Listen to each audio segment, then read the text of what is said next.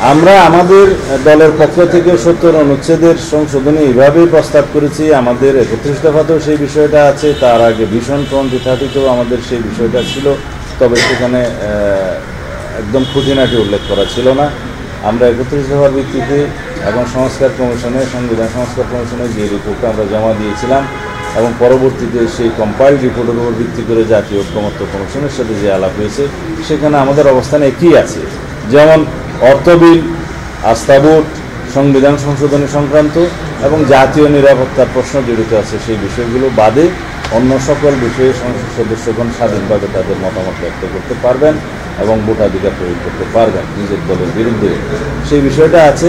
আজকের আলোচনায় মোটামুটি 3টা বিষয়ে প্রায় সব দল একমত, আর কিছু আলোচনা এসেছে যে 2টা বিষয়ে একমত, কিন্তু আস্থা ভোট, সংবিধান সংশোধনী এবং অর্থ বিল, এই 3টা বিষয়ে মেজরিটি একমত বলে আমার মনে হয়েছে।